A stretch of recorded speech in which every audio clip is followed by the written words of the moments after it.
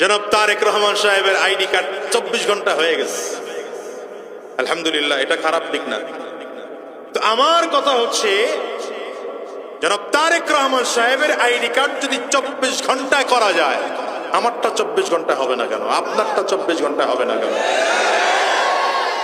কথা বলেন না কেন? এখানে বাধাটা কোথায়? আমরা জন্ম নিছি, দুনিয়া হলো জন্ম নিবন্ধন আর ভোটার আইডি কার্ড আর হলো সার্টিফিকেটের নাম সংশোধন করার জন্য। এটা করতে করতেই তো জীবন পার। কি ঠিক না বেঠিক বলেন?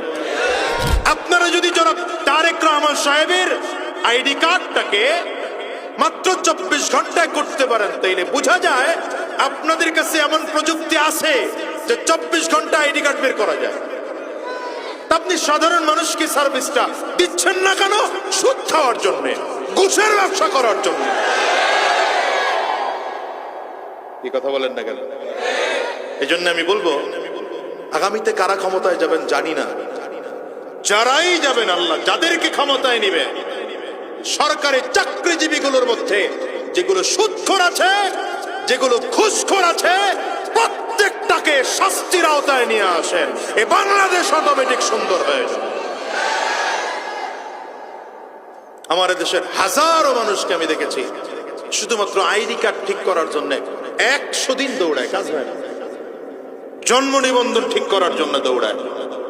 আমি এই জন্যে এলাকায় যখন দায়িত্ব আমার আসলো, আমি প্রথম ঘোষণা দিয়েছি যে আমি জন্ম নিবন্ধন সংশোধন করে দেব তো দিবই, সরকারি ফি যতটুকু আছে সেটা পর্যন্ত কারো কাছ থেকে নেব না, আমি নিজের টাকায় সেটা করে দেব। আলহামদুলিল্লাহ, আমার এলাকা এখন ভেজাল মুক্ত, আল্লাহ শুকর।